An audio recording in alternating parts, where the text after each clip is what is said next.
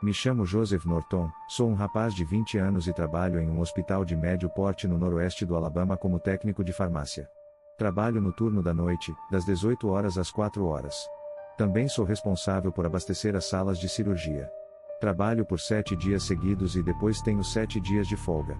Trabalhar esses 7 dias é difícil, mas ter 7 de folga é incrível. Eu trabalho de quinta a quarta-feira, e na minha sexta noite de trabalho, uma terça-feira, saí um pouco mais cedo para ir ficar com minha esposa na casa de sua tia, a cerca de 30 minutos de nossa casa. Ela estava cuidando dos primos pequenos enquanto sua tia e tio estavam em uma viagem.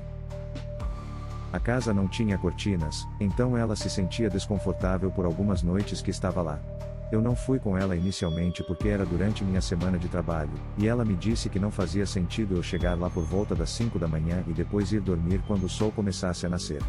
Mas na última noite dela cuidando dos primos, ela se sentiu extremamente ansiosa, então eu disse que iria para lá.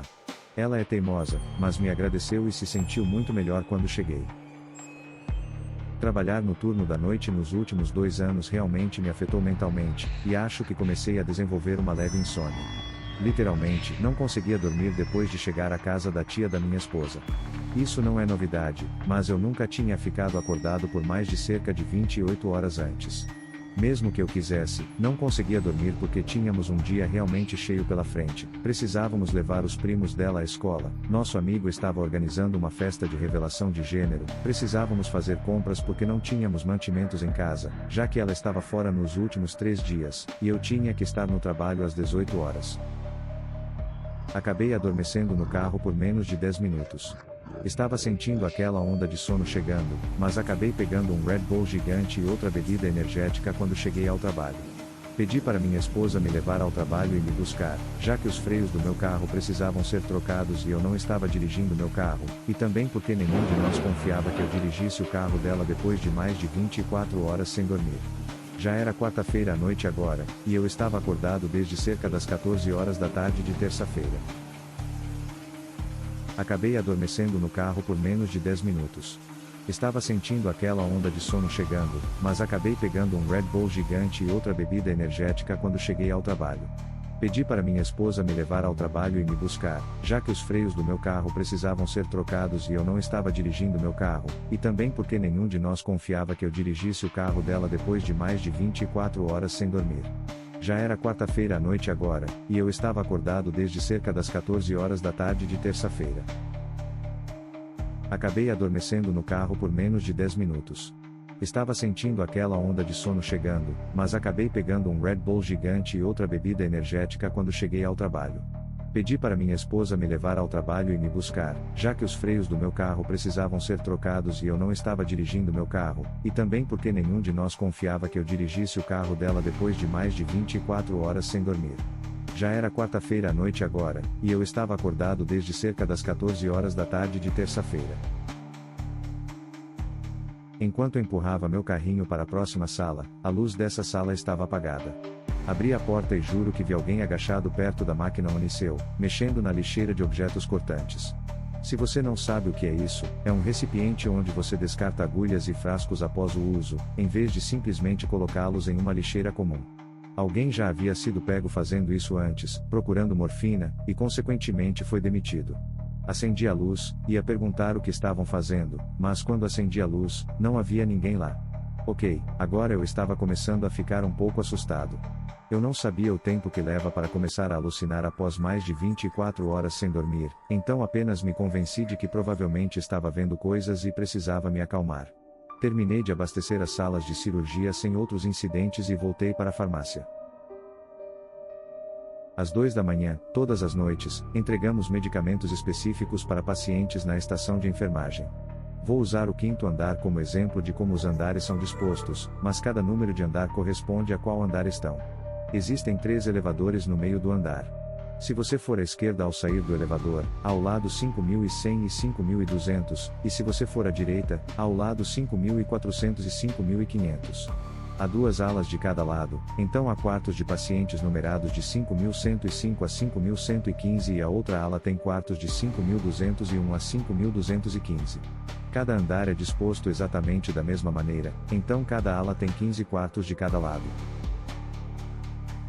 Para encurtar os nomes dos andares, vou me referir a eles como 51, 52 e 54, 55.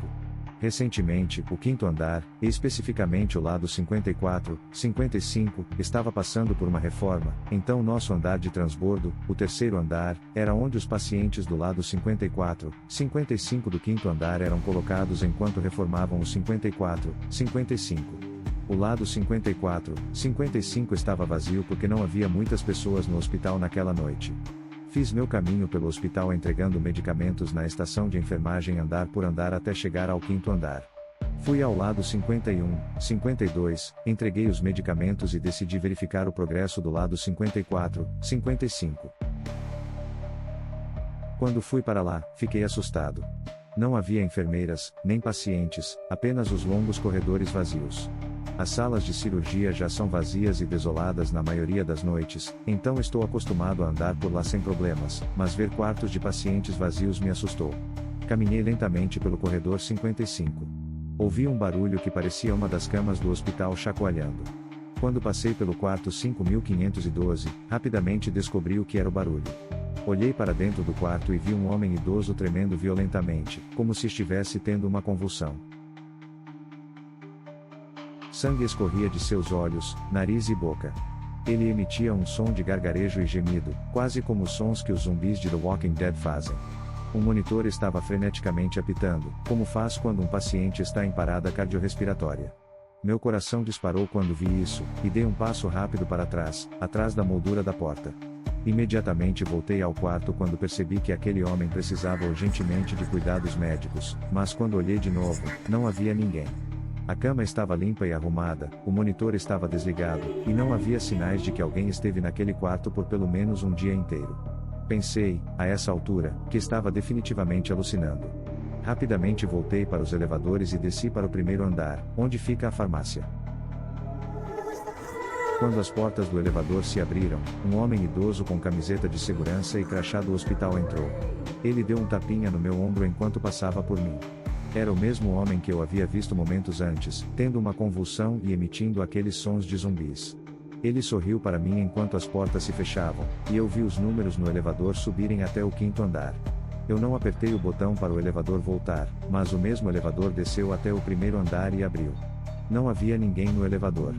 Corri de volta para a farmácia e sentei em uma cadeira pelo resto do meu turno até minha esposa vir me buscar. Enquanto esperava, pesquisei no Google quando as alucinações começam a ficar sem dormir. Dizia ser entre 30 e 48 horas, e eu já estava há 38 sem dormir, então fazia sentido. A farmácia está localizada diretamente abaixo do lado 54, 55, então quando entro, posso ver a janela no final da ala do hospital nos lados 24, 34, 44 e 54. Às vezes, enquanto espero o elevador naquele lado para descer de volta para a farmácia, olho pela janela. Enquanto saía para o carro da minha esposa, olhei para a janela do quinto andar e vi o mesmo homem idoso me olhando através da janela. Tive arrepios enquanto entrava no carro da minha esposa.